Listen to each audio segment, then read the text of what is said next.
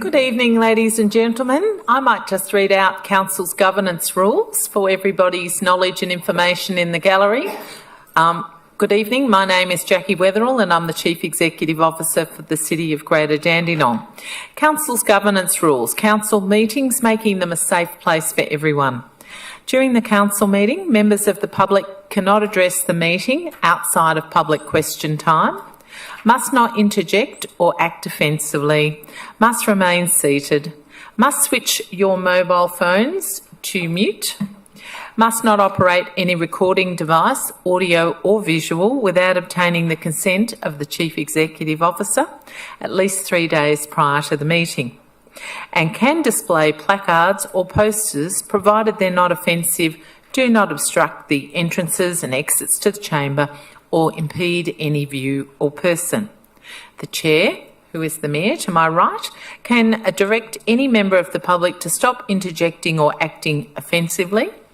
If that behaviour continues, the Chair can ask an authorised officer or a member of Victoria Police to remove members of the public from the chamber. Thank you. The Mayor will start the meeting shortly.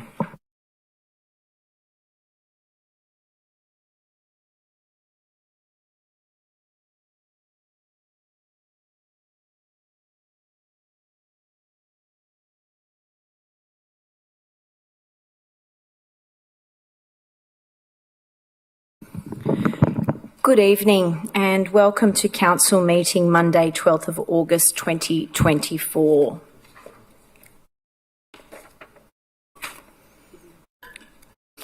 Item 1.2, attendance, please, Ms Wetherill.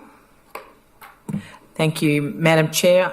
We have two apologies this evening, Councillor Jim Mehmeti and Councillor Tim Dark. I just like to highlight that Councillor Sophie Tan is online this evening. Can you hear me, Sophie? Yes, I can hear you fine. Thank you. Hi. Thank you. Sorry, Miss. There's no sound on the broadcast. We'll just pause for a moment.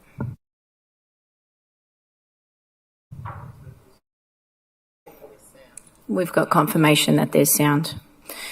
Item 1.3, acknowledgement of traditional custodians of land. We acknowledge the traditional custodians of this land, the Bunurong people, and pay respect to their elders past and present.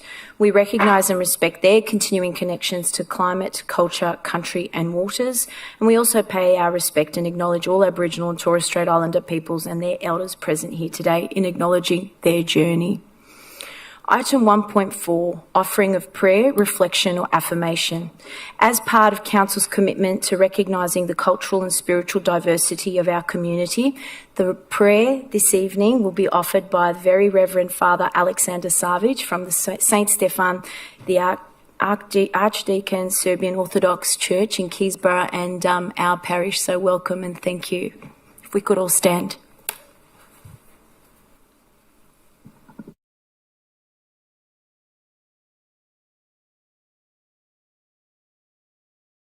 Good evening to everyone. I want to thank you for inviting me and for the opportunity to open this gathering tonight with an Orthodox prayer. In the name of the Father, and of the Son, and of the Holy Spirit. Our Father, who art in heaven, hallowed be thy name. Thy kingdom come, thy will be done on earth as it is in heaven. Give us this day our daily bread, and forgive us our trespasses as we forgive those who trespass against us. And lead us not into temptation, but deliver us from the evil one. O God, who established the universe, the creator of everything, visible and invisible, and who gives the life to everything that exists, be with us tonight and help these good people, councillors of the city of Dandenong, do their work to the benefit of all the peoples that live in it. Help them, O God, those whom the people of this city have chosen to administer the wealth and affairs of the city, to have always the interest of the city at their hearts. Open their spiritual eyes to be in a position to uphold a basic human values and human dignity, which is best done when you are present in their lives and in their work. Help them, God, walk in upright position as those who can at any time justify that which they are doing, and to understand the words of a wise man, the King David, who says, "The steps of a good man are ordered by the Lord, and he delights in his way. Though he falls, he shall not be utterly cast down, for the Lord upholds him with his hand." And in particular, O good God, help them conclude the business of this evening to their satisfaction and for the benefits of all of us in an orderly way, and keep them now and in the future in oneness of mind. And the Lord uphold them with your right hand. Oče naš koji si na nebesima, da se sveti ime Tvoje, da dođe carstvo Tvoje, da bude volja Tvoja na zemlji kao na nebu. Hljeb naš nasušni daj nam danas i oprosti nam dugove naše kao što i mi opraštamo dužnicima svojim, i ne uvedi nas u iskušenje, no izbavi nas od zloga. May God bless you all and your families and all the people who live here and all over the beautiful land of Australia, especially those who care for the welfare of all of us. Amen. Thank you once again.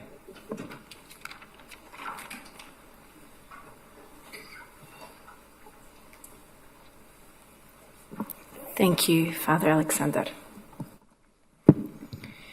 Item 1.5, confirmation of minutes of previous meetings. Can I have a mover, please? Happy to move it. Councillor Milkovich is the mover. Seconder, please. Thank you, Councillor Long. Are there any questions? Is there any opposition? That item is carried. Item 1.6, disclosures of interest, please, Ms Weatherall. No, we don't have any disclosures of interest this evening. Thank you, Mayor. Thank you. Item 2, Officers' Reports, Part 1, 2.1, Documents for Sealing, 2.1.1, Documents for Sealing. Could I have a mover, Happy please? to move, Mayor. Councillor Lim, yep. Councillor Tan just snuck in there. And a seconder, thank you, Councillor Deputy Mayor Lim. Are there any questions? Is there any opposition? The item is carried. Thank you. Item 3, public question time, please, Ms Weatherall. Thank you, Madam Mayor. And our first question this evening is from Philip Lamaro of Dandenong. Is Philip in attendance today? No, can't see him. I'll read it out. His first question concerns council-owned buildings. Can council please name all council-owned buildings, land and titles in central Dandenong? If I can ask Ms Hanson, who's Acting Executive Director Corporate Development, to answer, please. Thank you. Through you, Mayor. Thank you, Mr Lamaro, for the question. And regarding council-owned buildings, land and titles in central Dandenong, the request requires a significant amount of work in terms of gathering all the detailed information. We'll compile the necessary data and provide a comprehensive response to the new council. Thank you, Ms Hanson. Our next question from Philip Lamaro concerns tree planting in Dandenong. During the 24th of May 2024 council meeting, it was advised that council was to plant 24 trees in central Dandenong from the Activity Centre tree planting policy. Can council please identify which locations these 24 trees will be planted this year? Can Mr Manavasagasavam, Executive Director, City Futures, please respond? Through you, Mayor, thank you for your question. The 24 trees are due to be planted early September in following locations: Scott Street, Foster Street, Thomas Street, Langhorne Street, Hart Street, Robinson Street and Princess Highway. Thank you. Our next question is from Jacob Dudman Doyle of Keysborough. Young Jacob's not here this evening. I'm sure he'll be watching online. And his question concerns cracked concrete in Keysborough. There is cracked concrete from the top of Darren Road to past Leanne Crescent. This represents a tripping hazard for the elderly and our community.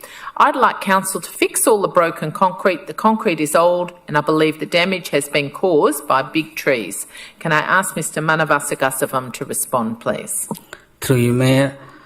Thank you for that question, Jacob. That's really a good question. And we'll get our street crew to inspect and take necessary action. And also, I really wanted to highlight that you can always report these through our customer service, and also you can use the Snaps and Solve app. Thank you. Our next question is from Isabel Nash of Keysborough, and it concerns the South East Sports Hub proposal. Intrapac and Keysborough Golf Club claim that Council supports the South East Sports Hub proposal and that they have a letter from a former mayor as evidence. However, I'm not aware of any council votes supporting this project, a project that would create a large new council asset which would be extremely expensive to own and maintain on flood-prone land in a remote location serviced only by Mona roads. Does council officially support the South East Sports Hub proposal? If I can ask Mr Manavasagasavam to respond, please. Through you, Mayor, thank you for your question. To date, Council has not received a formal application for the proposed South East Sports Hub, and as such has not made any decision on whether or not to support the proposal. If Council receives a formal application for this proposal, which contains all required information, it will fully assess the application and determine the Council's position at that time. Thank you. Our next question is from Gay Guest of Keysborough, and it concerns the Burton Park Playground in Springvale. This August marks the 30th anniversary of Burton Park Playground. It's a playground that was entirely built and funded by the community and is now enjoyed by many local families as well as visitors. Council's carefully maintained Burton Park Playground over the years. Burton Park and the bowling club hold particular significance for the Ukrainian community, as this was where the first post-World War II Ukrainian migrants were housed while they worked to install drainage pipes throughout Springvale and the surrounding area. This year also marks the 75th anniversary of Ukrainian settlement in the area and the 5th anniversary of the plaque installed in Burton Park Reserve commemorating their contributions.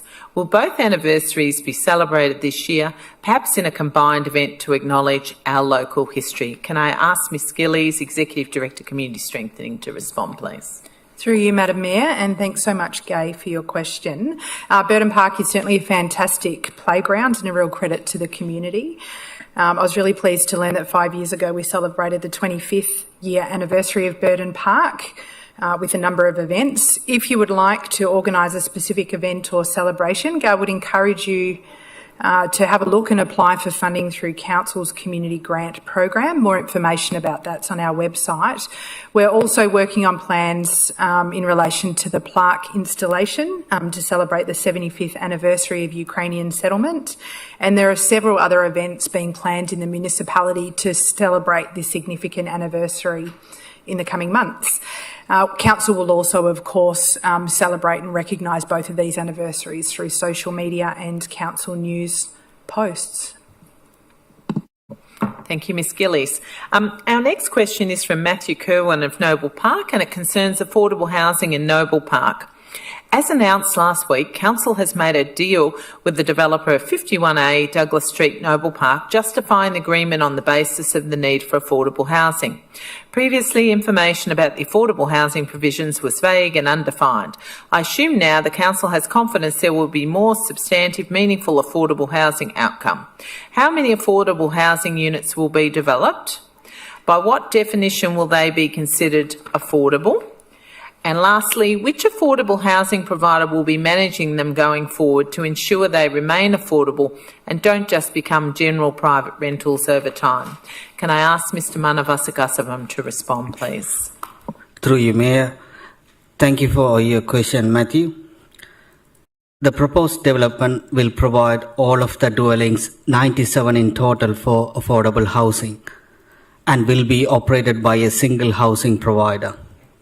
The appointed housing provider is a not-for-profit registered housing association provider that is regulated by the Victorian Housing Register.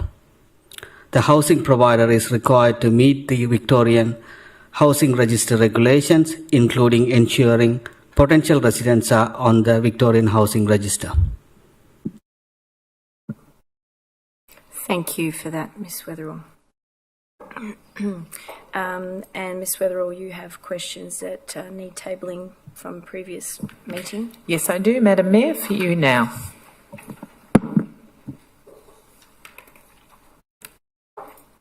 Thank you.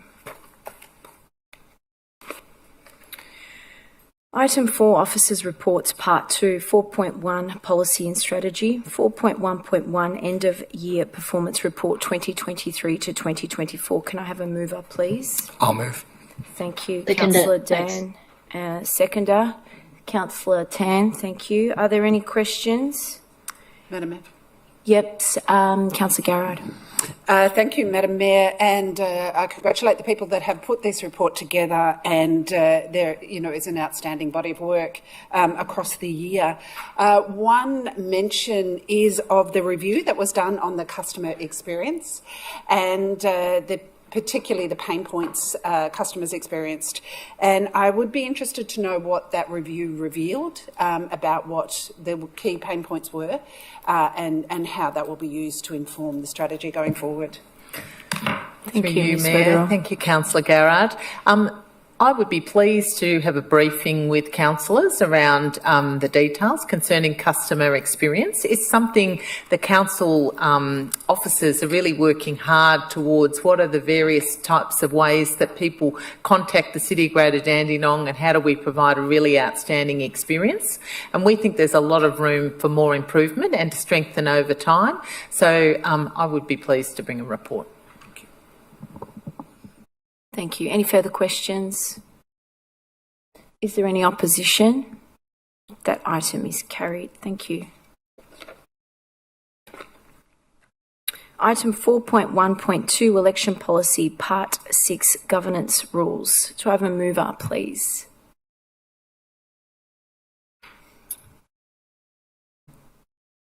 I'll move. Councillor Dan is the mover. Is there a seconder? Councillor Long. Are there any questions? Councillor Garrard. Thank you, Madam Mayor. My question is regarding the changes made as a result of public consultation.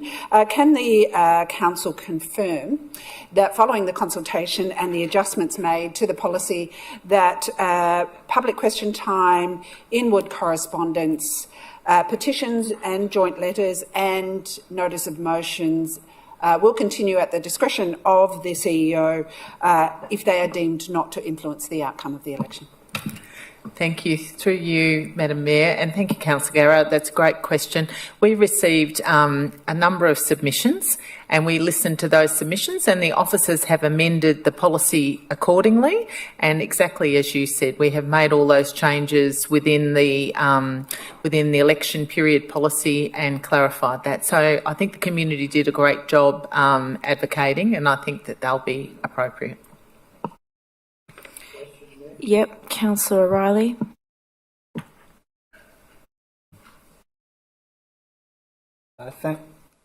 Thank you, Mayor. Just to clarify 6.7.11, audio and video recordings of council meetings. Is it my reading of this document that video recordings of council meetings will not be available to the public during the election period? Through you, Madam Mayor, and thank you, Councillor O'Reilly.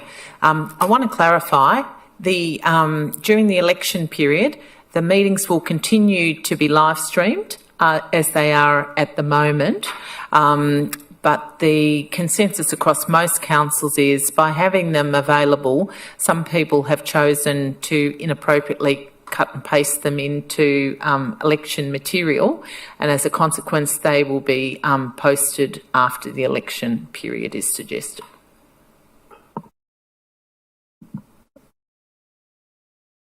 Any Further question, Mayor? Yes. Yeah, just following on from that, if they were cut and pasted or edited, the videos edited, is that not then misuse of a council webcast and subject to sanctions outside of this document?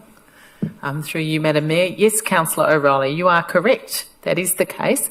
And we could choose to post them if we felt that that was something we wanted to do. The officers have been conservative in their views, and I'll be guided by council. Any further questions? Is there any opposition? Yes, Councillor Riley. In opposition? Thank you. Councillor Dan, as the mover, you have 5 minutes. Thanks. Thank you, Mayor. I don't have too much to add, but I think that the changes that have been made the past couple of weeks strike a good balance. And I want to thank council officers as well for listening to the recommendation from the public as well, to ensure that there is no abuse of the process during the election period. But I'm happy to move this and support this motion. Thank you. Thank you, Councillor Dan. Councillor Long, as seconder. Yeah, I think the recommendation is fair across the board for everyone, not only councillors but also for the candidates that aren't councillors at the moment. And I recommend that we vote for this to be passed. Thank you. Thank you. Councillor Riley, first in opposition, please. Thank you, Mayor. Look, I'm not absolutely 100% opposed to this policy, but I think that this council should discuss it in public as to the merits of the policy, or just staying with our existing policy, which is not as prescriptive as far as what can and cannot be done, Mayor. I think what council should be focused on at election time is that voters deserve the most information possible when deciding on which candidates to support, and those candidates may be councillors or those candidates may not be councillors. But if a councillor has said something in a meeting and the voter wants to know what that councillor said in that meeting, then that voter should have the right to access the video webcast on the website, and they can then make their judgment entirely. They might think that, you know, what that councillor said was absolutely wrong and vote against that councillor, but all in terms of the not mitigating, not minimising the information available to voters on the candidates running, some of which are councillors. Now, Mayor, already under the Local Government Act 2020, sections 123, 125, 126 to 131, councillors are prohibited from misusing or inappropriately making use of their position. So that is there already without this policy. A breach of this can include penalties of up to $120,000 or possible imprisonment, Mayor. So we're talking about some serious penalties if a councillor misuses their position to campaign for themselves.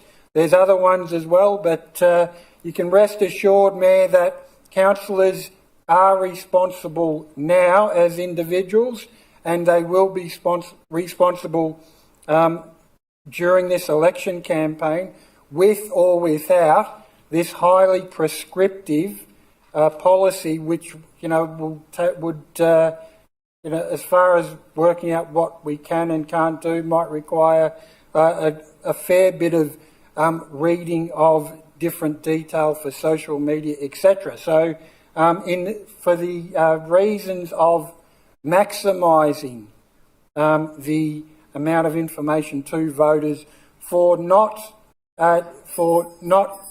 ask for an additional 1 minute, Mayor. Cool. You've got a minute. Sorry, she was just ringing the bell to inform you that you had another minute. Sorry for the confusion. Thank you, Mayor. In addition, Mayor, councillors are paid during the election period, so why should councillors' duties, including giving speeches, be minimised? We're still councillors right up until election date, so this policy does limit some of the things we're allowed to do in the presupposition that councillors may use them for electioneering and campaigning. As I've referred to, if we do, there's already huge penalties for that, Mayor. So I think we should trust the public to judge whether the blurry line of whether a councillor is electioneering or not. We should trust councillors to do the right thing as they have in the past. Otherwise, they will be submitted to sanctions, and we should not limit the duties of a councillor during the election period. Thank you, Mayor. Thank you, Councillor O'Reilly. Any other speakers that would like to speak to this? Councillor Garrard. Thank you, Madam Mayor. I would like to actually support this policy on the basis that whilst it is a bit of a sledgehammer to crack a nut, in essence, I would support with the contribution of this policy to integrity and to with the abundance of caution to ensure that all councillors are held to the same standard. And as I understand it, all councils are aligning their policy with this policy, and so that we will see across the state a consistent approach to councillors. And I also sympathise with Councillor O'Reilly, although I do state that we can actually continue to perform our duties. We can actually continue to do the things that we do. However, we are limited in discussing the election or openly promoting people to vote for us, which is probably not a bad thing, given that we have been here for 4 years, and if they don't know us by now, that's probably it's probably not required. So overall, on balance, I think this is the right measure between a robust, consistent standard of integrity and transparency that all councillors in Victoria will be asked to adhere to.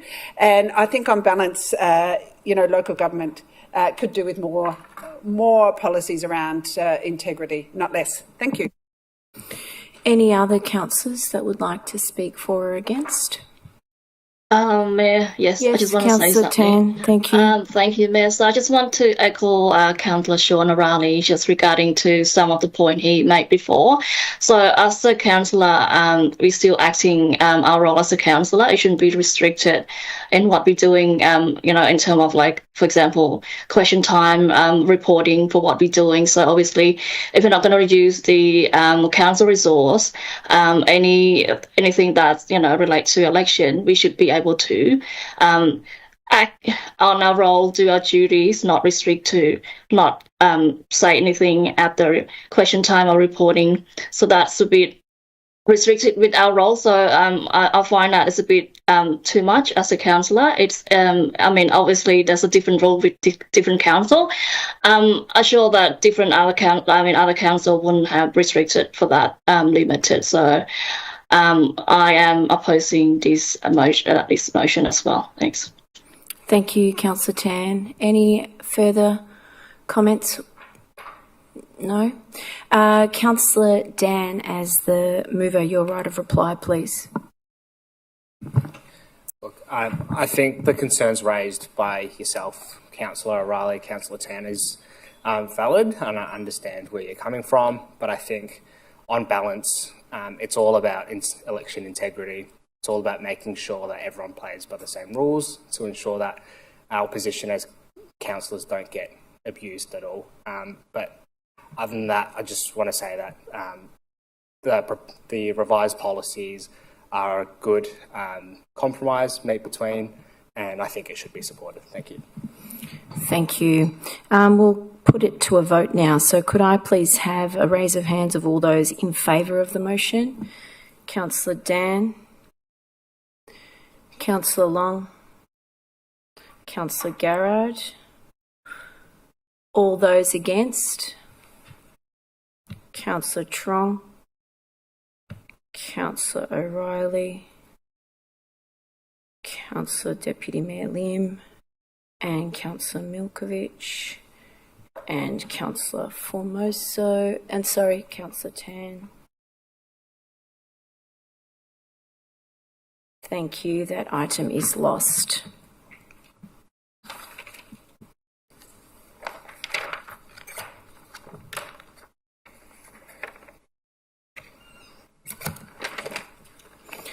Item 4.2 Other. 4.2.1 Response to Notice of Motion Number 22 Establishment of South East Council's Biodiversity Network.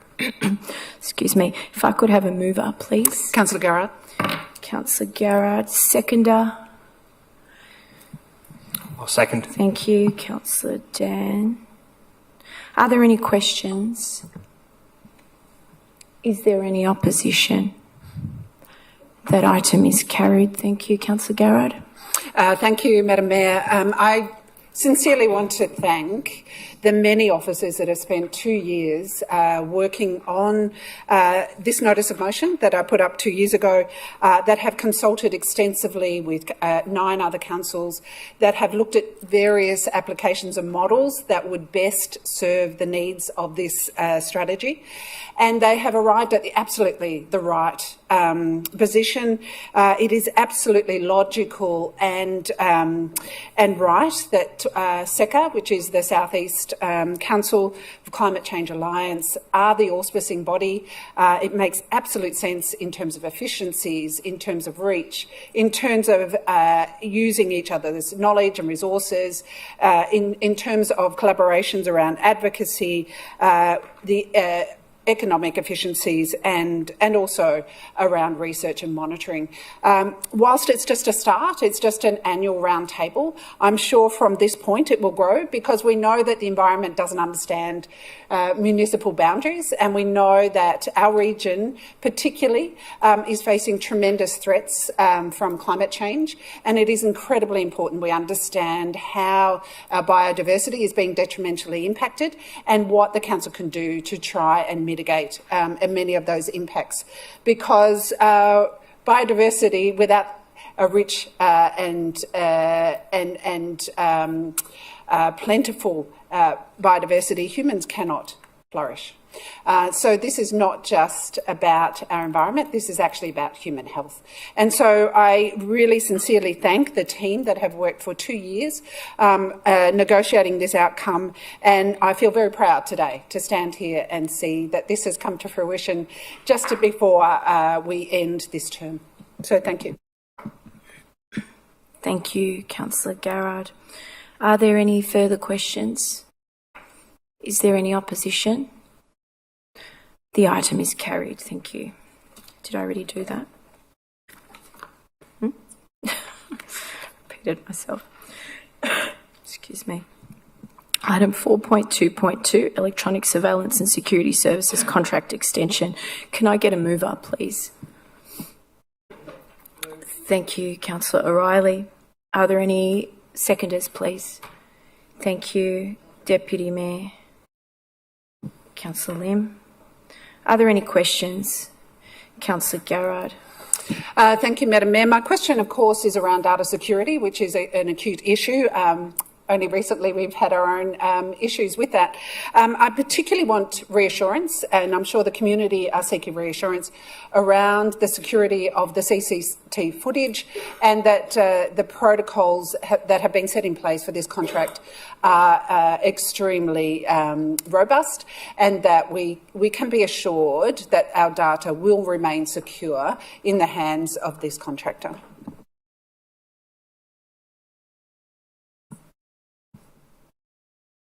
Mr. Feist, if you could respond, please. Thank you. Thank you, Mayor, and thank you for your question, Councillor.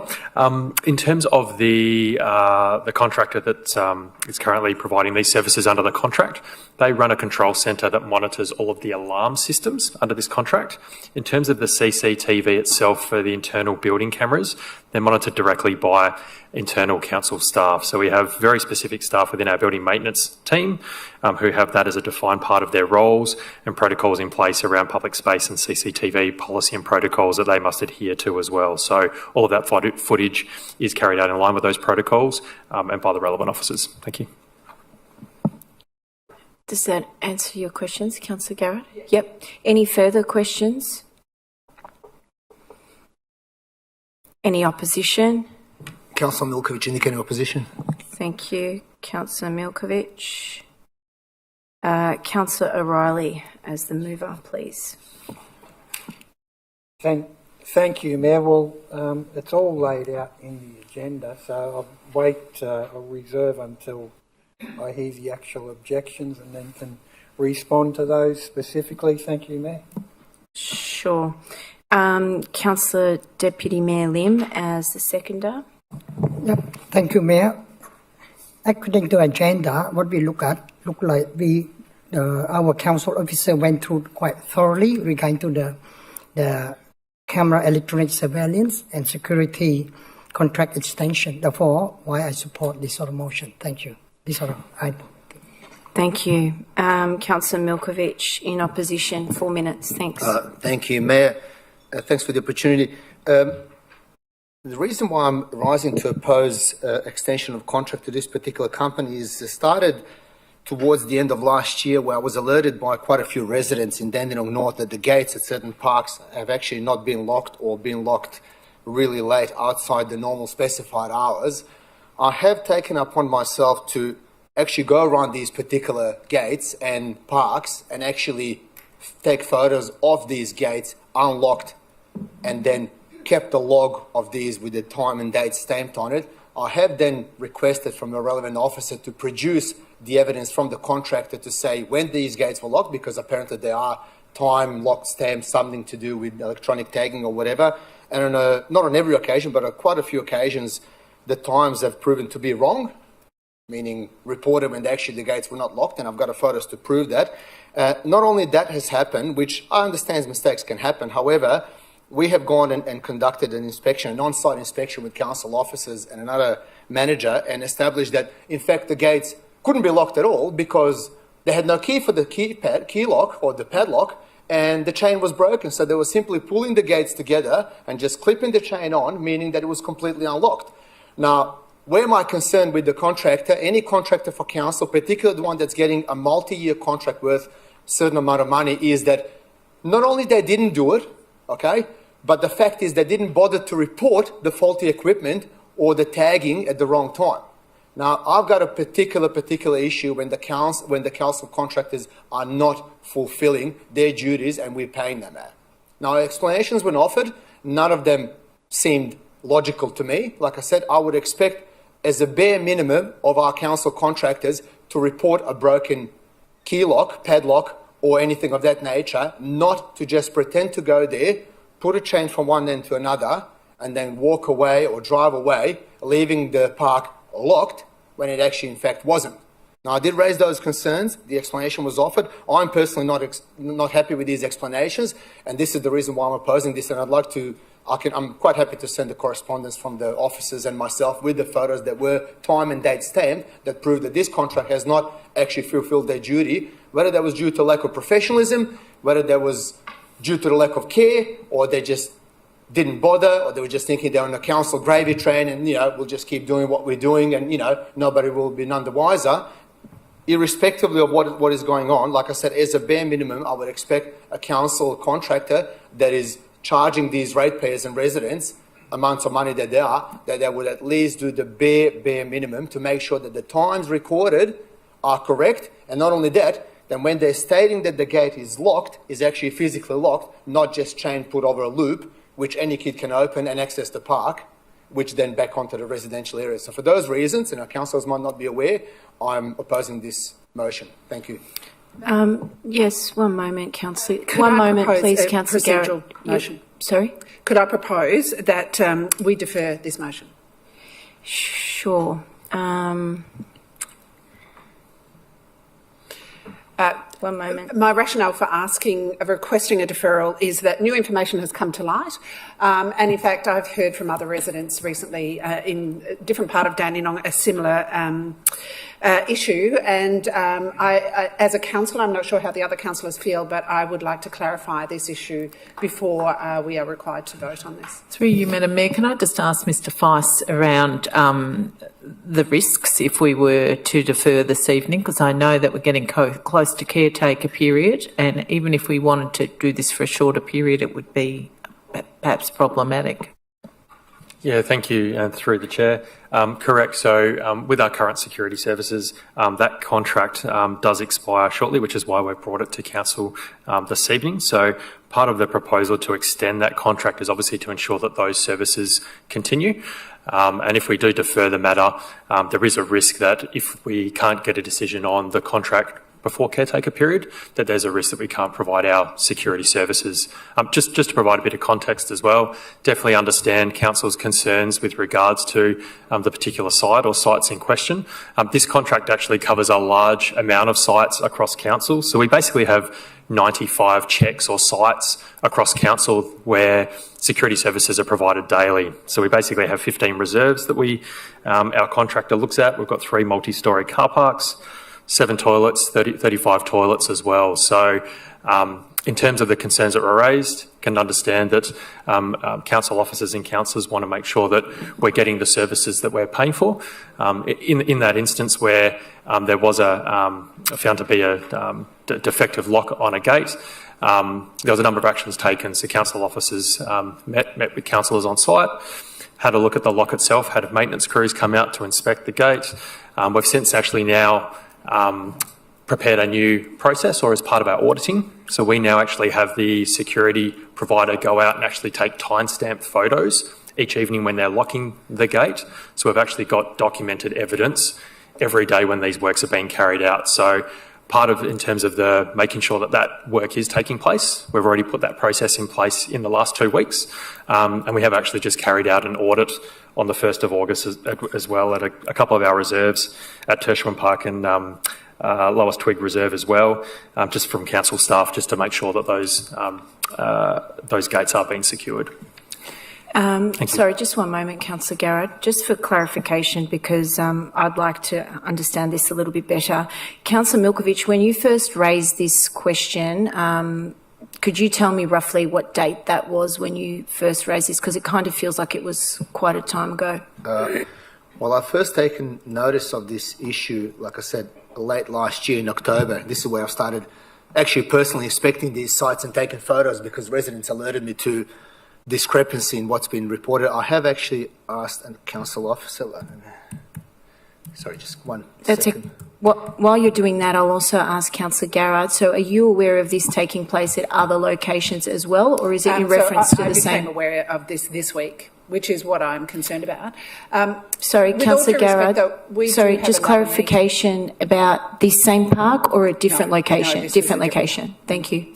Yep, continue with your question. That we do have one more meeting, I understand, before we go into caretaker mode, where which is only a matter of 2 weeks or 2. So I think that it's difficult to vote councillors to make a fair and vote with confidence when they're not particularly assured. I would welcome, actually what I want to know is what the review process is and what that has shown, so more of a systemic approach rather than just talking about one gate at one park and one issue. I now have doubts about that review and looking to be reassured until this comes back. Thank you, Councillor Garrett. Councillor Milkovich, do you have that date stamp? The first email was sent back in June. Where I requested information regarding the times of locking of the gates, and then the correspondence went on from there. Yep. Where we've communicated and I've expressed my concerns regarding the particular times, and we did have a meeting on site where I have produced the photographic evidence, which was time and date stamped, that actually on a number of occasions, not only the times were wrong and were reported wrong, but what concerned me more is that we had a contractor that was being engaged by us that actually did not even bother to do the basic of things, meaning reporting the faulty lock. So they were going out on site, pretending to be doing their job, and we're paying good money for these contractors, only to put a chain over loop and pretend like that's good enough standard. Now, my argument would be that if I hadn't noticed that in October last year, and God knows, and I'm going to take a punt and say, well, God knows how long this has been going on for. Could have been going on for longer. I'm just taking an assumption because judging from the behaviour, nothing was done. So we're talking October last year. This contractor has been with us for the past 3 years. We got October last year to July this year. Even in this particular period, which is 8 or 9 months, they haven't bothered reporting anything to any of our council staff to be rectified. I cannot have trust and in good faith award a contract of however many hundreds of thousands of dollars to a company that carries out these checks and security lockings when they're actually not doing the most basic of things.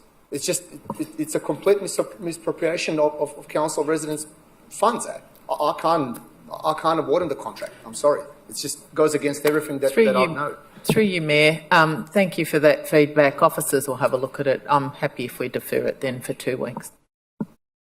My question for Mr Feist would then be, would that be sufficient time for us to get this through if we were to defer until the next council meeting for this particular item? Through you, Mayor, the contract doesn't finish, and this extension goes from the 1st of October to 30th of September, it's proposed, so we've still got a bit of period of time. Okay, so are the mover and the seconder happy for us to defer? Yes? Yeah, that's fine for me. But I just So like to I've say got a few words only. From my experience, the last nearly 4 years, I don't have any issue with security and very efficient, honestly. Any issue with my ward, I ask my resident to report to the council or report to the police report to the council. We got all the footage very, very quickly and very, efficiently. That's why I support this item tonight. Thanks for that. Okay, so Councillor Garrard, you were the mover. Do we have a seconder for the deferral? Yep. Councillor Milkovich, you seconded? Yeah, I can see them. Excellent. So any further questions for the deferral? Any opposition for the deferral? Okay, so we'll defer that item. Thank you, councillors.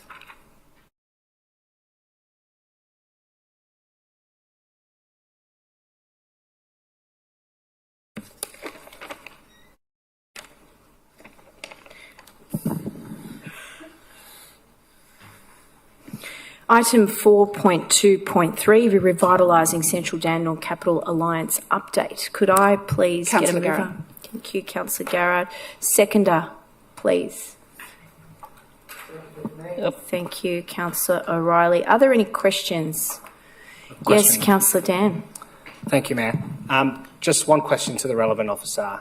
Just in terms of the proposed residential developments here, will there be an amount that will be set aside for affordable housing going forward as well?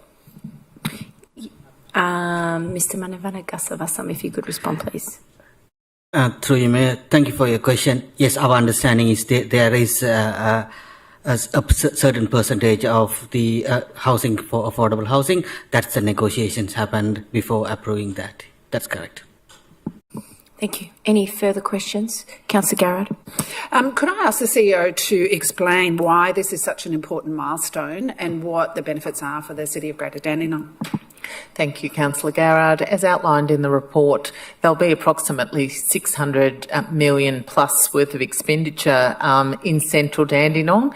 It will bring considerable amount of growth to the local community. There'll be a huge amount of employment for the local community, and it will provide additional housing, retail opportunities, and potentially even a future private hospital. Thank you. Ms Weatherall, any further questions or comments? No? Is there any opposition? That item is carried. Thank you. And really great news for Dandenong. Councillor Garrard. Madam Mayor, I'd like to echo that this really is an extraordinary moment for the City of Greater Dandenong. We've heard recently that the City of Greater Dandenong is at risk of being ignored as people move to Casey and out to Cardinia. This is a substantial 15-year development that will absolutely change people's shopping habits and their habits of going into the city for their entertainment and for heading out to other municipalities. This will make Dandenong the centre of the heart of this area, and it will have outstanding entertainment. It will have high-level accommodation. It will be all electrified. It is the environmental and ESD elements of this build are outstanding, and I think it is a very proud moment for the City of Greater Dandenong. Thank you, Councillor Garrard. I definitely agree. I've been waiting my entire life, but better late than never. Councillor O'Reilly.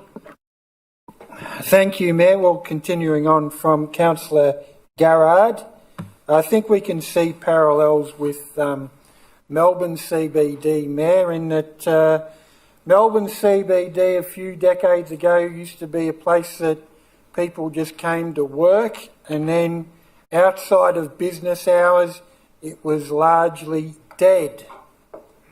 Since then, more and more people, including students, are living in the Melbourne CBD, and that certainly brought it to life. It's analogous to this development, Mayor, in that we know the more people you have living in an activity centre in a central business district, so many benefits as far as trade, culture, and importantly for Dandenong, passive security. So the more people that are around, the less crime will go on due to people's fear of basically lots of people around. They're going to be watched, they're going to be stopped, etc., etc. So this particular motion is one more step along Dandenong, the rebirth of Dandenong, bringing more people in to live into Dandenong, and I think it'll be looked back in decades to come, this development as a linchpin transformation of Dandenong CBD. Thank you, Mayor. Thank you very much. Any further comments? No, perfect. Yes, Mayor. So just a question. Sorry, Councillor Tan, I didn't see your you. hand. Can you see me? Can you hear me? I can hear you, yep, thank you. Yes. So just a quick question regarding to the report, so through the relevant officer. Just on page 181, so it's talk about the construction on the first stage of the development, expected to deliver a supermarket, food market hall, and residential development alongside new Little India. So I just want to confirm what's the next stage forward? Are we doing consultation with community, and when the actual date of this first stage is going to be starting? Thank you, Councillor Tan. We'll ask Mr. Manivasagasavam to respond, please. Through Mayor, that's the information we are trying to get through them. This has only been announced last 2 weeks, and we are closely working with them to understand what are the next steps, what are the processes, and what's the opportunity for the community engagement. So as soon as we know more information, we are happy to share them. Thank you. Is that all, Councillor Tan? Yeah, okay. Did you have a further question? Thank you. Item 4.2.4, South East Council's Climate Change Alliance SECA MOU. Could I have a mover, please? Councillor Garrard, seconder. Happy to second it. Sorry, Councillor Trong just got in there. Are there any questions? Yes, ma'am. Councillor Garrard. Thank you, Mayor. SECA, or the South East Council Climate Change Alliance, plays a critical role in us understanding and collectively addressing the impacts of climate change, of embracing resilience and equipping the 9 member councils with strategic insight and collaborative tools to mitigate threats to our community and enhance economic and livability impacts or benefits. So my question is, in the report it states that over the next 12 months, Council will review value for money from its investment in SECA, and as such, whether it's appropriate to commit to the further 4-year term. My question is, what represents value for money in the context of the emerging impacts of climate change and the potential dramatic effects that has on our quality of life? And on what grounds would it be deemed inappropriate to continue the membership?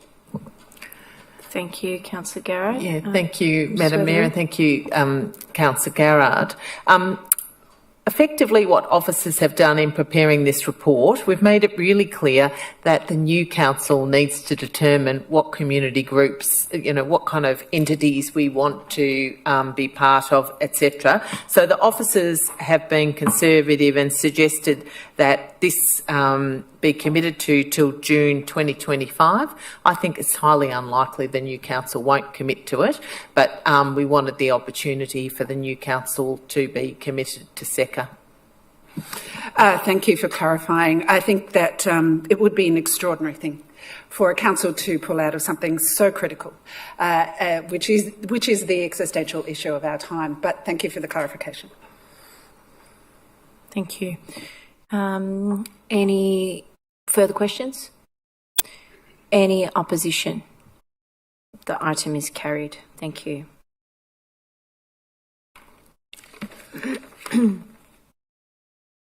Item 4.2.5, list of registered correspondence to Mayor, Councillors. Can I get a mover, please? Thank you, Councillor Trong. Seconder. Thank you, Councillor Deputy Mayor Lim. Are there any questions? Is there any opposition? The item is carried. Thank you. Item 5, notices of motion. There are no notices of motion this evening. Item 6, reports from councillors, delegated members and councillor questions. We'll start with Councillor Dan. You look ready. Thank you. It was a 1 in 2 chance, either Councillor Milkovich or myself, so I was just anticipating that. But firstly, I just want to give a shout out to South East Community Links. They've had their Bring Your Bills Day here on Friday afternoon, which was amazing. I missed their last big one in Springvale, so I was really surprised to see how big the turnout was, and just to see the brilliant work that they do to serve the community, and I commend them for all their hard work and efforts as well. Similarly, the Asylum Seekers Resource Centre had their food bank day a couple of weeks ago.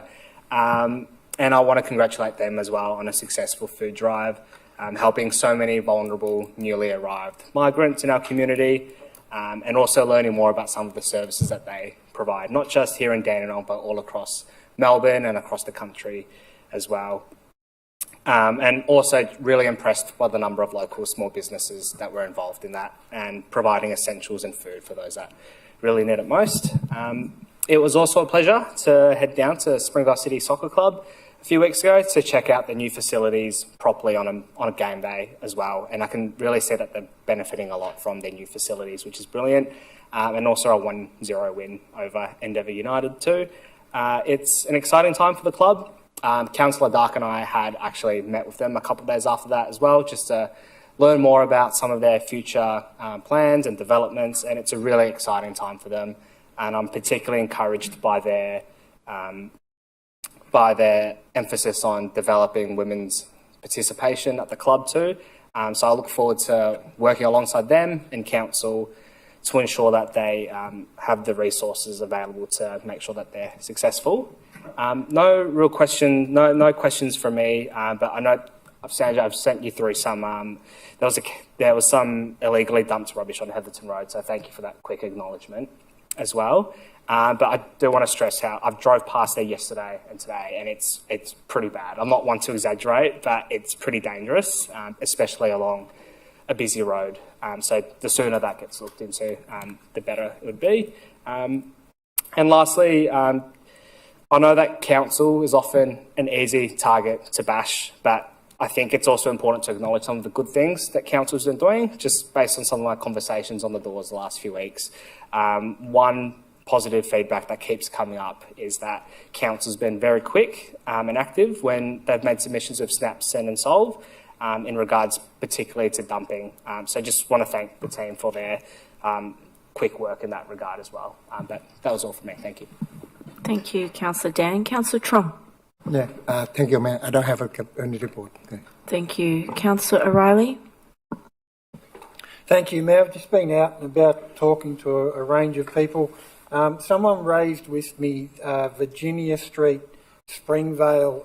My understanding was that that was on our hotspot list as far as rubbish dumping. Could that be confirmed by an officer, please, Mayor?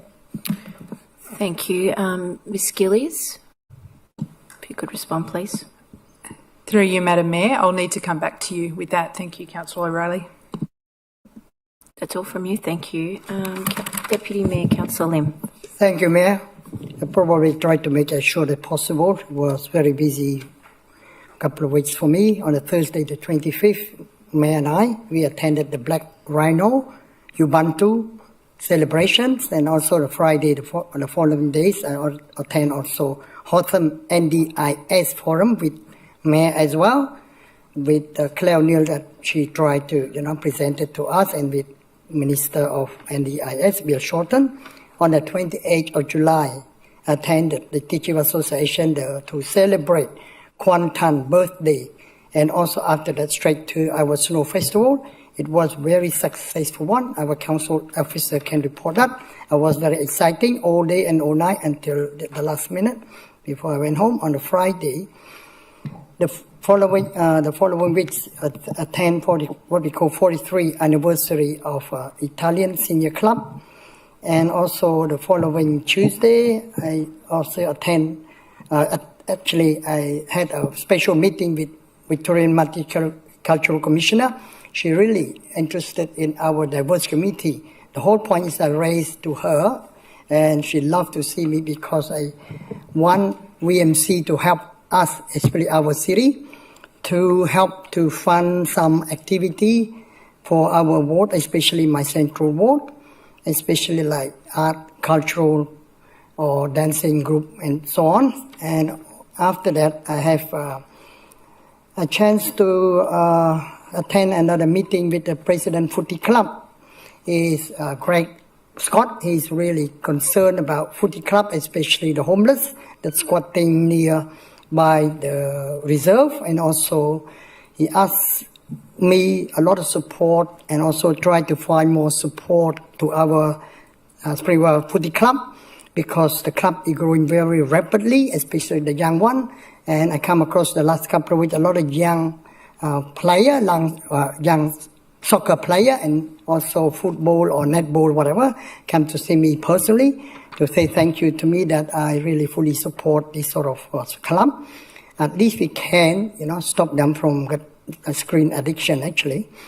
And on the 9th of August, Friday, I attend a Path to Wellness.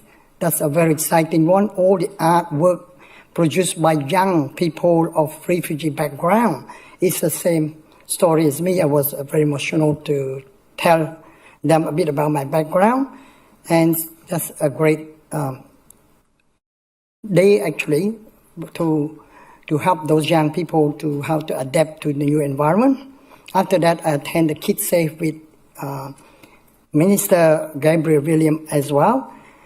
That's a great one. That actually, it was a family type of affair at the Kids Safe near our park, Dandenong Park, that we tried to teach the parent how to put the car seat properly or how to install correctly. Yeah. And after that, on that night, I attend Victorian Lebanese Community Council anniversary all the way to Broadmeadow as well. And that's about all for me. Thank you. Thank you, Deputy Mayor Lim. Councillor Tan, go with you. Thank you, Mayor. Thank you.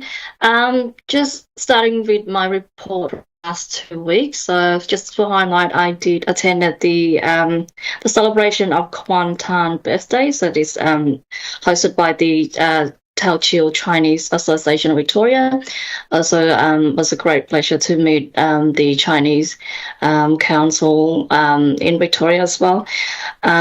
It's the celebration of the they celebrate the 28 or 26 month of the Dragon celebration. It's to do with ceremony blessing peace, prosperity, security, health, happiness to the families and their family that passed away, so their ancestors. So it was great to meet a lot of our local community there. My question for today, firstly, just starting off through you, Mayor, through the relevant officer.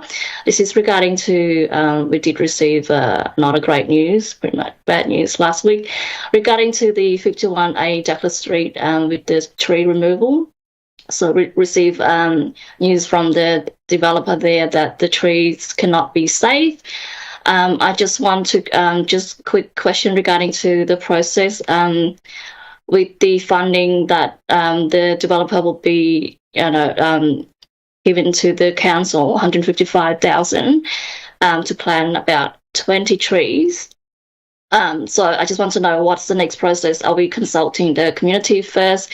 When have we received the fund yet? What's the process moving forward? Thanks. Thanks for that, Councillor Tan. We'll ask Mr. Manivasa Gasavam to respond to that, please. Through you, Mayor. Currently, we are working through the developer to receive the funding and also understanding the timing of the works. So our intention is to consult with the community around the location of the tree planting, which will happen early in the next year. And also once we identify the locations, we will plant them through the next year's planting seasons. That's our current plan. Thank you. Okay, so we in just following on that question, in terms of the location, so is it like a broad? I think we did put in through the motion. It's going to be focused on the Noble Park Activity Centre only. Is that correct? Is it Yes. still the case? Yeah. Yes, that's Okay. correct. That's part of the council resolution to plant those trees within the activity centre. Thank you. Do you want to add to that? That it's going to go through public consultation. Yeah, through you, Madam Mayor, happy to consult with the local ward councillor, and if the council would like us to do more consultation, we're more than happy to do that in terms of locations. Thank you. Okay, Thanks, so Councillor Tan. the next question regarding to, I've got a few, complaints regarding to our process in terms of our planning, applying for the planning permit applications. So some could take up to 4 months or more than that. So I just want to ask the relevant officer, so just in regarding to our process, to make it simpler, easier for our resident. So can we maybe review the process? And it's just hard for the application came through and then waiting for, a few months to get back to them and then asking for more. So can anyone get back to the maybe review the process, make it simpler and then make it easier for them? It's just sometimes taking too long. Thank you. Thank you. We'll ask Ms. Weatherall to respond, Councillor Tan. Thank you, Councillor Tan. And certainly statutory planning is a really important thing for council, and we continue to work on our performance. In fact, the City of Greater Dandenong is one of the best performing councils in the state in regards to our meeting the demands within the statutory time limits. But you will also recall I have briefed council that we have been successful in securing a $500,000 grant with the Municipal Association of Victoria, and we're going to explore ways to better communicate with homeowners and builders and look at artificial intelligence to speed up the planning process. So we will be reporting to council around that, and Marjan Hajari and her team are leading that work on behalf of the City of Greater Dandenong. So I take on board your views. I'm happy to investigate any individual cases that you feel may require investigation, but Dandenong actually performs very highly when benchmarked against other councils. Thanks, Ms. Weatherall. Councillor Tan? Thank you. That's all from me. Thanks. Thank you. Councillor Long? These are some of the events that I've attended since my last formal meeting. 24th of July, I attended the meeting with the Dandenong Agricultural and Pastoral Society Committee about a few problems that they are having at Greaves Reserve and about sponsorship for this year's show. The 26th of July, I attended the soccer match between Dandenong City and Manningham United. Manningham won 4-2. The 30th of July, I attended the DMPL meeting at Dandenong Market. The 9th of August, I attended the soccer match between Dandenong City and Port Melbourne. Dandenong City won 5-3. Questions? Out of my meeting with the Dandenong Agricultural and Pastoral Society Committee, a question was asked about the clock that was at the old Dandenong Stock Market. It was my understanding that when this came up originally, that the clock would be handed over to the committee.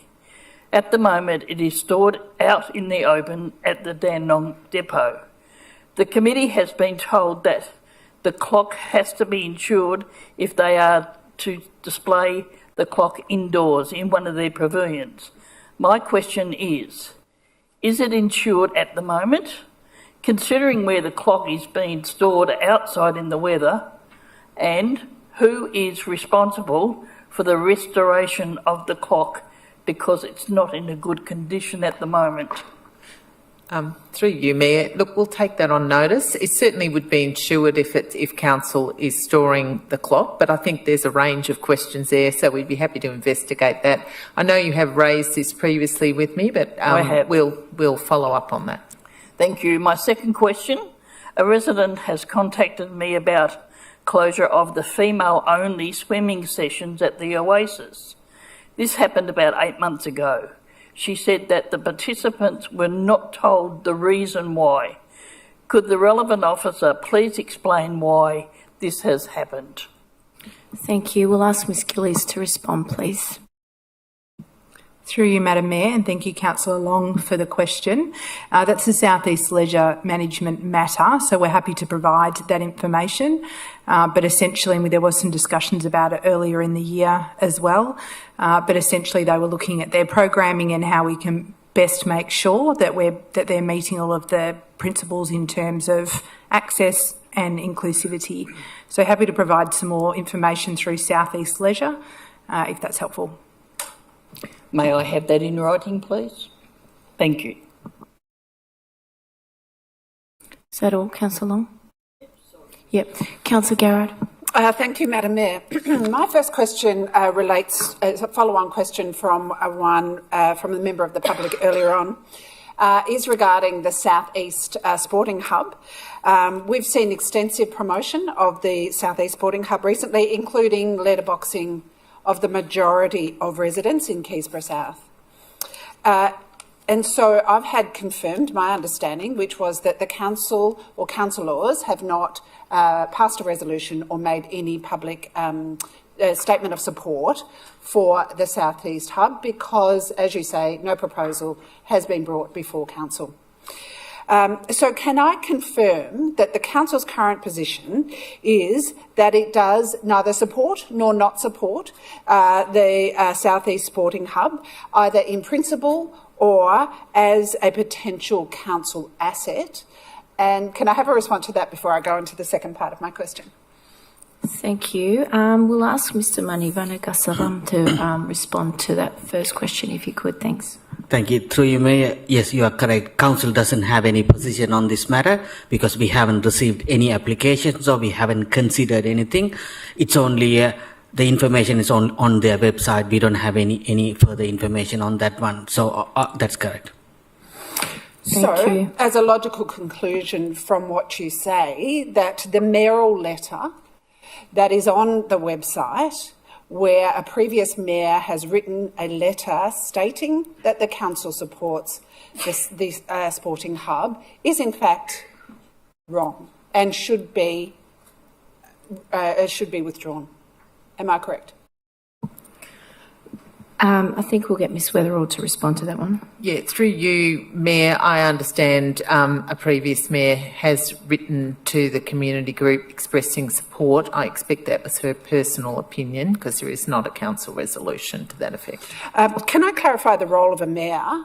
So the role of a mayor is not to publicly support anything that has not been put to councillors and cannot make autonomous decisions of any support for anything that has not been passed by councillors. Can I get confirmation on that? Sorry? You're correct. Okay, thank you. So we agree that letter is wrong and that it needs to be revoked.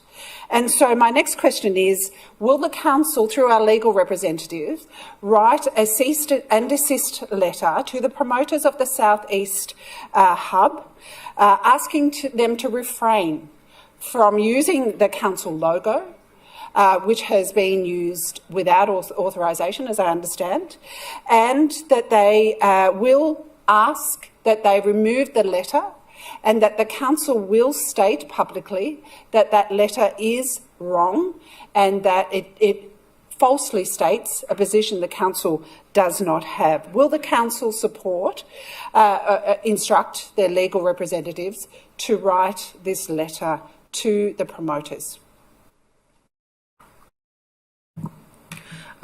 Look, I'll take it on notice in regards to action to be taken regarding any letter from the Mayor.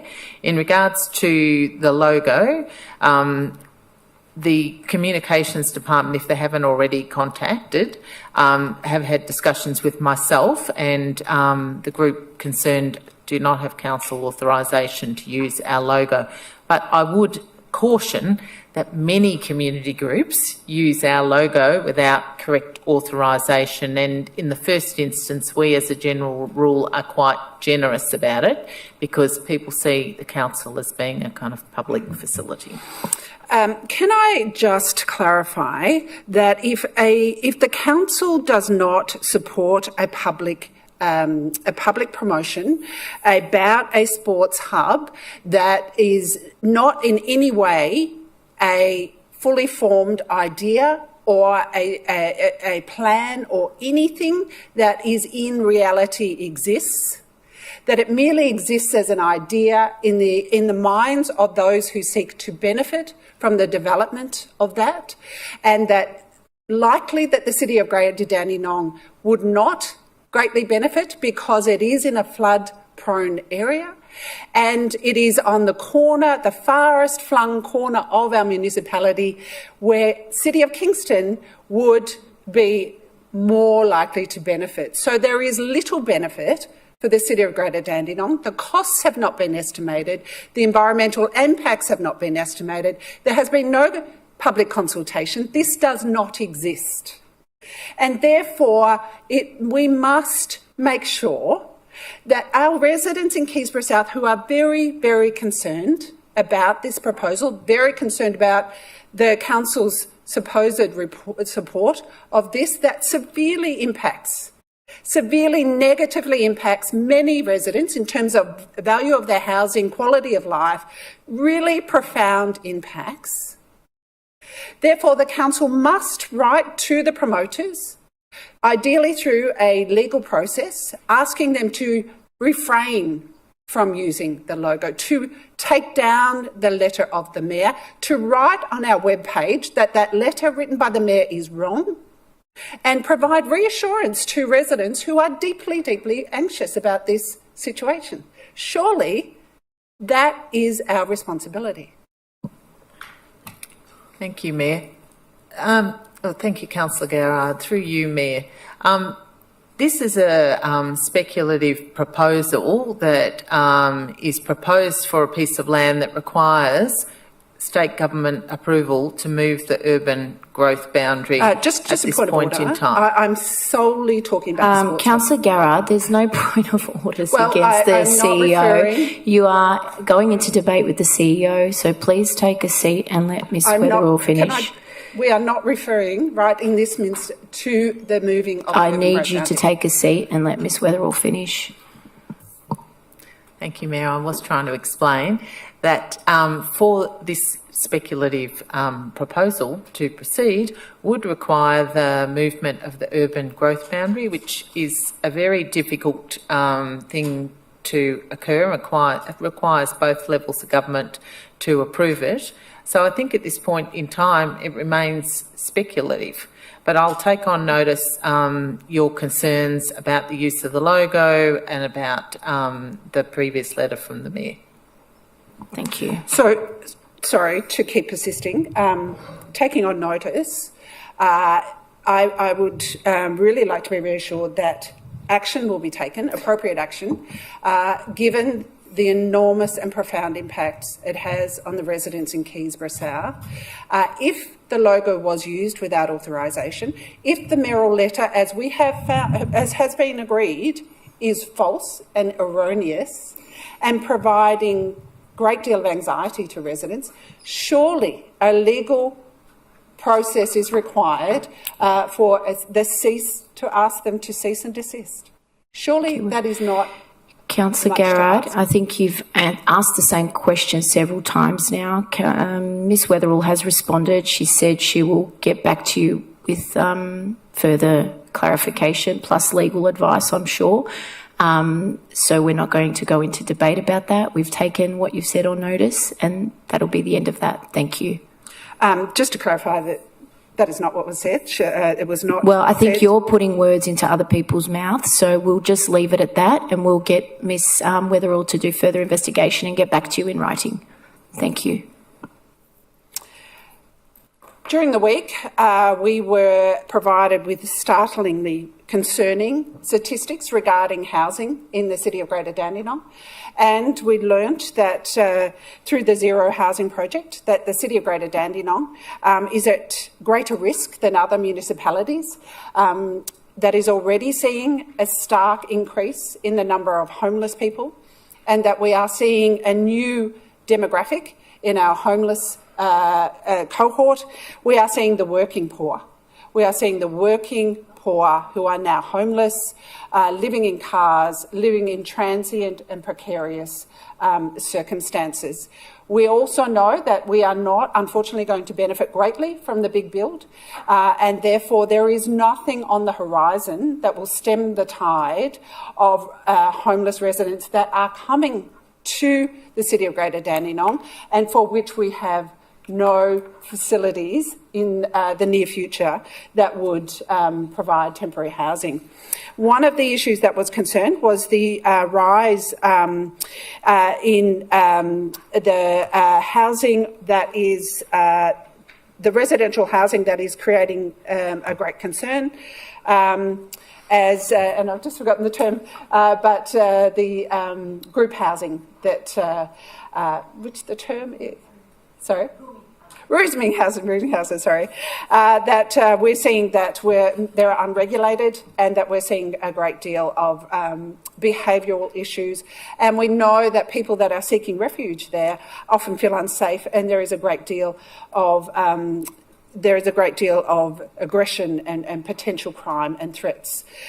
So my question to the council is, what will we do to promote greater safety in rooming houses, or to ensure that the management of the rooming houses are monitored, and that as much as possible, people seeking somewhere to live in these places will be safe, and that particularly young parents that have children that are seeking to live there in these places will be safe, and that the council will do everything in its power to contribute to a system which promotes a safe environment for these people.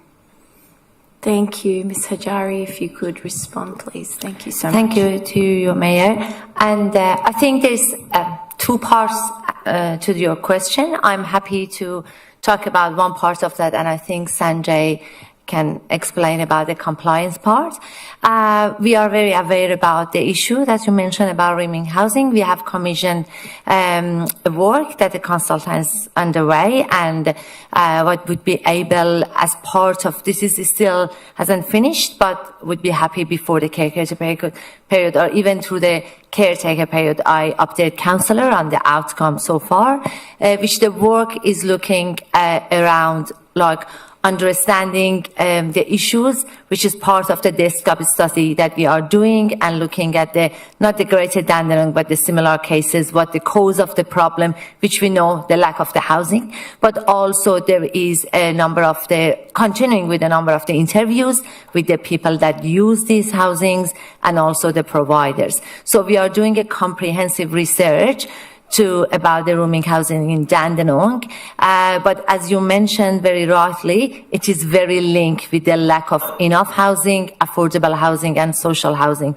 So while we are doing this research to get the core of the problem and Sanjay's team looking at the compliance, we also have to go to the root of the problem, which as the CEO mentioned, through the grant, we are trying to get some ready to go business cases, the Capital Alliance, the 51 Douglas Street, they all are the things that we are doing and continue to do to make sure that we have enough housing for different cohorts of the people that they need, but also at the same time make sure through compliance we get the good quality of and get out of these situations that some of the rooming housing has.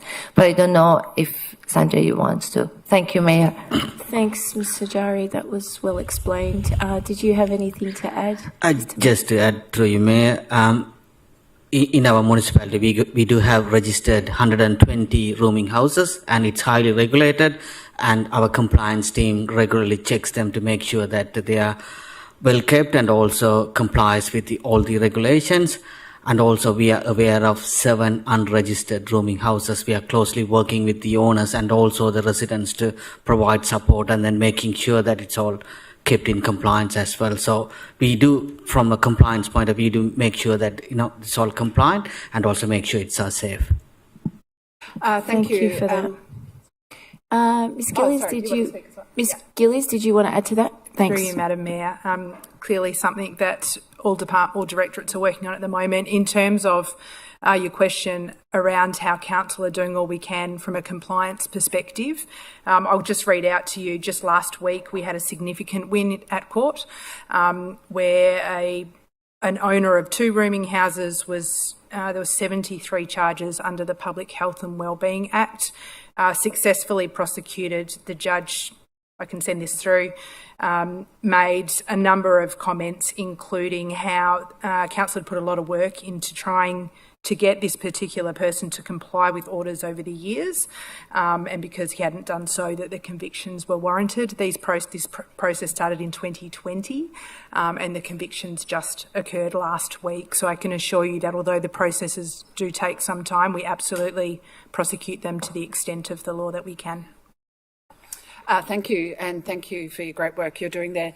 Can I just clarify, is that 170, did you say, rooming houses? No, it's 120 rooming houses. 120 plus 120 plus 7. Yeah. But also, can I clarify with the Alliance revitalisation program that they are only offering affordable, which I understand is 10% lower than the general price. And I understand there will be a small number, so it's not going to significantly contribute to a solution here. Is that correct? Do you want to answer that? Thank you. Yes, so the Capital Alliance, we don't have the details. I think the 10% was discussed previously. We don't know the exact details of what's the percentage and what's the threshold and everything. We need to get that information for us to understand. So once we get that information, we're happy to sort of discuss that. That's correct. Thank you. Just my last question is around advocacy. Obviously, the issue is that it is an unregulated system and there is little requirement on the part of owners to have to report and maintain a particular level. So are we continuing to advocate to the state government for a change in how they are regulated? Thanks. Ms. Sajari, if you could respond, please. To you, Mayor. A very good question. And the notion of the housing is one of our big priority for advocacy, and the rooming housing and making a better conditions is, of course, will be included as part of our preparing the advocacy priorities. Can I just add to that as well? I can't remember the title of the person, but there is like a commissioner for the state government who is responsible for rooming houses. They have actually been out here and had meetings with me in the last 18 months. Okay, that's fantastic. And, congratulations on the great work you're doing around the Zero Housing Project. That's all. Thank you. Councillor Milkovich. Thank you, Mayor. I'm on, yeah. Last week I had a pleasure of attending an artisan exhibition. An artisan exhibition is an exhibition prepared and run by, it was funded by council, but it was run by Novel Park Community Centre. Ros Blades, AM, former council and mayor, was present there as the president, as well as Griselle Valmagia. It was great to see 40 participants with disability getting involved in making sculptures, led by the very, very talented Toshi Hanada, who guided them in the process. It was great to see the laugh and the laughter and the wonderful sculptures. So it was really, really good. It was presented at our Springville Community Hub, a really fitting place for one of those sort of things. So it was really great to be there. Just a couple of questions in regards to some are sort of not directly council issues, but if we can maybe refer to a relevant authority. I'm getting a lot of reports again with the rubbish dumping and four-wheel drives ripping apart police paddocks. I know it's a Melbourne Parks or Victoria Parks facilities, but could we please get in touch with them and alert them to the fact, maybe because it might be outside sort of, a bit on the fringe for them. Four-wheel drives, they do fence it up, but four-wheel drives pull the logs away and the big rocks or whatever, and then they start going around ripping it all up and, turning it into like a proving ground. So if we can please attend to that and just let them know what is happening. And a question to relevant officer, which we've discussed before, is there any movement on a signage or approval of signage for south or the east end of Brady Road, where the trucks inadvertently sometimes turn, instead of turning onto the freeway, they think that's the freeway, and then semis get stuck and bogged in like a little residential area with Cardinia close, and even B doubles, believe it or not. And I think we're waiting for the Vic Roads to let us know what can be done, how can it be done. The residents are patient, but they're getting a bit frustrated when the B double rolls in at 3 o'clock in the morning and spends 2 hours backing in and out of the little courts, which are not even designed for cars as such. So we can maybe get an update on that, please, from someone. Thank you. Thanks, Councillor Milkovich. We'll ask Mr. Feist to respond, and perhaps if he could do some advocacy with City of Knox as well, because that kind of borders both of us. So if you could respond, please. Yep, will do. Thank you, Mayor. And through the Chair, just in regards to Brady Road, we have looked to install further no-through road signage, understanding that there's some trucks deferring through the local residential streets. And we've also worked with the Department of Transport and Planning to get in principal support to put basically a large, what we call fingerboard sign along the main road to make it clear that it is a side road and a residential road, being Brady Road. So I'll chase an update for that for yourself and let you know when that'll be installed. Thank you. Thanks. Beautiful. Thank you very much. That's it from me. Thank you, Mayor. Great. Thank you. We up to me? Yes. Okay. So obviously I've been to quite a substantial amount of events over the past few weeks. The one that I did really want to mention and highlight, because I did this one with my kids, it's one we do every year in particular. We attend all the tree planting days in the city of Greater Dandenong, but obviously there was a huge significance on the weekend of July 27th and 28th, where we planted trees both at Tehatchuan Park and at Tatterson Park. There was a huge turnout on both days. Funnily, none of the people that are in our chambers normally fighting for the trees were there, planting the trees. But anyway, I also wanted to mention that it was National Tree Planting Day, and we did have a big turnout. It was fantastic. In total, my children and I planted 450 trees just over the weekend. So a big shout out to my boys. They did great work, even though they were under some extreme conditions with a cold. So good job to them and setting such a good example to our community. Another thing that I would like to mention with a very heavy heart is that on Tuesday, the 6th of August, I was really shocked and saddened to hear the tragic loss of Maribyrnong councillor and former Mayor Sarah Carter at 45 years of age. I didn't know her very well, but every time that I had encountered Councillor Carter, she was always very bubbly, always energetic, and has done some incredible work in the community, both here and abroad, with the Save the Children campaign that she was involved with as well. She was an incredibly fierce advocate in local government and beyond. So on behalf of the City of Greater Dandenong, we all offer our deepest condolences to her loved ones, councillors, staff at Maribyrnong City Council, and obviously all of the residents. Sarah dedicated most of her life to a really sad sad thing that's occurred, and Vale, Sarah Carter. I'll table the events that I attended in the minutes, and I will now move on to item 7, which is urgent business. As there is no urgent business, I will move on to item 8, which is confidential business. And this item is under section 66(2) of the Local Government Act 2020. The Act, Council 1 resolves to hear the following item: 8.1, notice of motion number 440, rescission motion in relation to award of contract waste management services, which is a confidential item in camera on the grounds that the information contained within this report deemed a confidential under section 31G of the Act. If I could get a mover, please. Thank you, Councillor O'Reilly. Can I get a seconder, please? Thank you, Councillor Long. Are there any questions?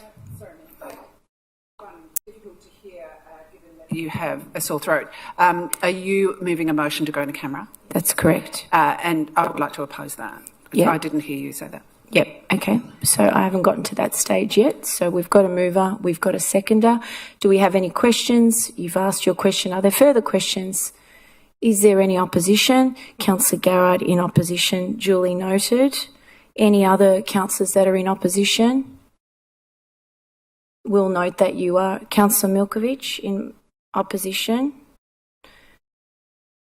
And as it is a procedural motion, that item is carried. So what we would like to do now, if we could get everyone out of the chambers, please.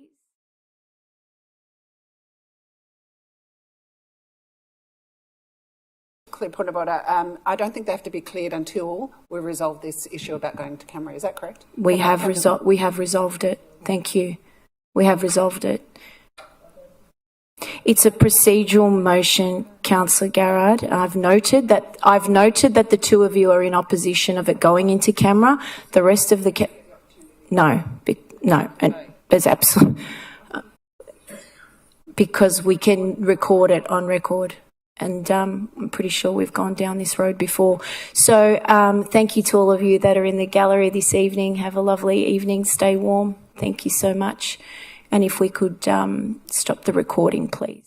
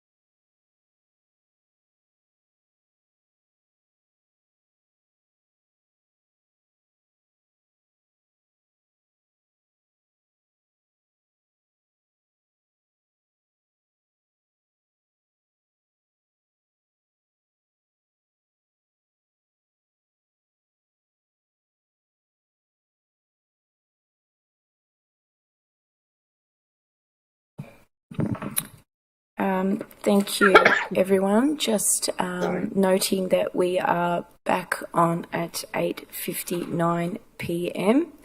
and item 9 to close of business at 9 p.m. I declare the meeting closed. Thank you, everyone. Have a lovely evening. Have a great week. Thank you so much. Bye-bye. Bye, boys.